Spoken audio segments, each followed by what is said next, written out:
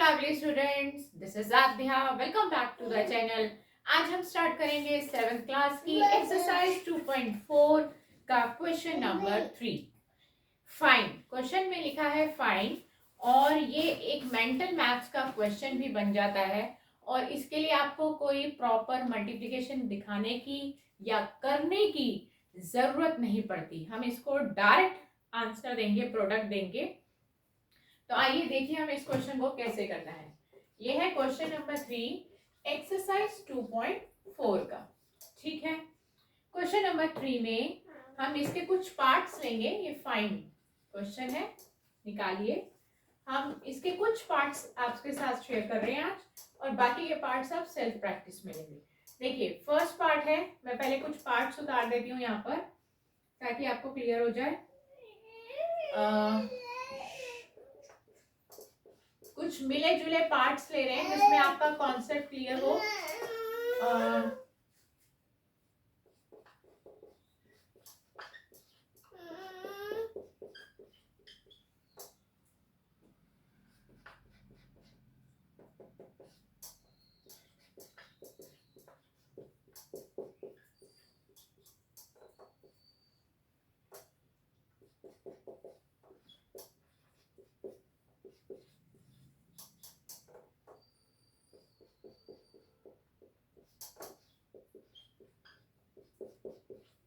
देखिए मैंने कुछ पार्ट्स स्किप किए हैं, वो आप सेल्फ प्रैक्टिस में लेंगे और कुछ पार्ट्स मैंने आपके साथ यहाँ पर शेयर किए हैं, आप ही की एनसीईआरटी बुक से लिखे गए हैं. और अब हम सीखेंगे डायरेक्ट मल्टीप्लिकेशन करना विदाउट डूइंग एनी कैलकुलेशन.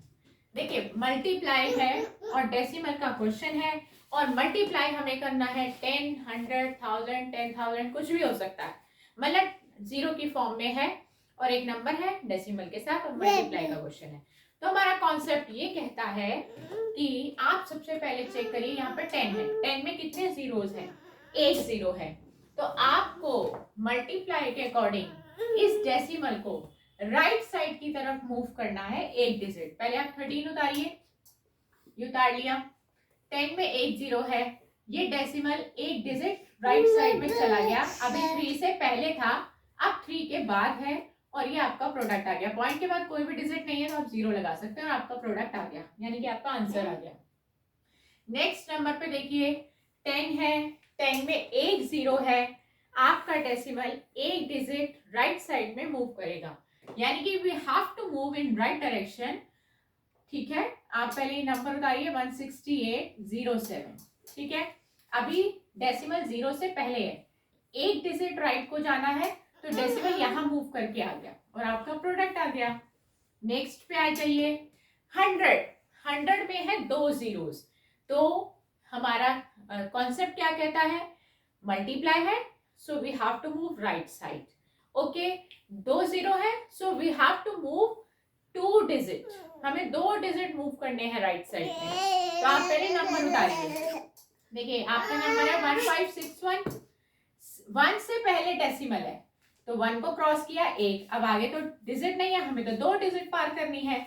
जब कोई डिजिट हमारे पास कम पड़ जाए तो हमने एक जीरो लगा देना और फिर डेसिमल को पार करा देना है. दो डिजिट हो गया और डेसिमल के बाद कोई डिजिट नहीं थी तो जीरो लगा दिया.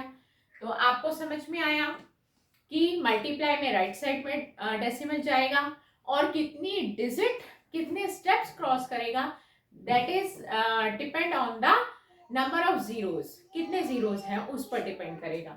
अब चलिए नेक्स्ट पार्ट में 100 है, दो जीरोस हैं, दो डिजिट राइट साइड को मूव करने हैं. पहले नंबर उतार लीजिए और देख लीजिए अभी हमारा डेसिमल कहाँ था, जीरो से पहले, तो वो मूव करेगा 1 और 2, तो हमारा डेसिमल यहाँ आ जाएगा, दो डिजिट. अब डेसिमल के बाद तो कोई नंबर बचा नहीं है, जब डेसिमल के बाद कोई नंबर ना बचा हो तो आप जीरो लगा देंगे और आपका प्रोडक्ट आ गया. तो अभी तक आपने देखा कि मैंने कोई वर्किंग नहीं दिखाई, डायरेक्ट मल्टीप्लाई किया, डायरेक्ट मेंटली मैथ्स कर रहे हैं हम. यहाँ पर एमसीक्यूज के लिए क्वेश्चन आ जाते हैं, हमारा टाइम सेव होता है यहाँ पर. ठीक है, आप देखिए 100 है, दो जीरोस हैं, दो डिजिट मूव करना है राइट साइड में. राइट और लेफ्ट का डिसीजन लेता है हमारा मल्टीप्लाई का साइन, यानी कि जब भी मल्टीप्लाई हो तो हमें राइट साइड में ही जाना है.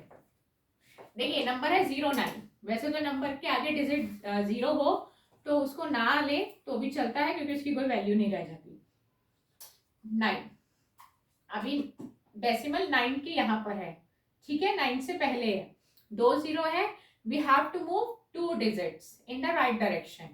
तो हमें 2 डिजिट पार करनी है। अब हमारे पास तो एक ही डिजिट है, अगर यहाँ डेसिमल यहाँ से चलेगा तो 1 और 1 डिजिट कम पड़ रही है तो हम 0 ले सकते हैं, और पॉइंट लगा दिया। अब पीछे कोई नंबर नहीं है तो 0 लगा दिया। आगे वाले 0 को नहीं लिखोगे तो भी चलेगा, क्योंकि उसकी कोई वैल्यू नहीं होती। तो ये आ गया 90.0। अब लास्ट पार्ट देखिए, हमारे लास्ट पार्ट में है 1000 से मल्टीप्लाई करना है। तो 1000 में आपको कितने जीरो दिखाई दे रहे हैं? देयर आर 3 zeros इन 1000। 1000 में 3 जीरो होते हैं, so we have to move 3 digits in right direction.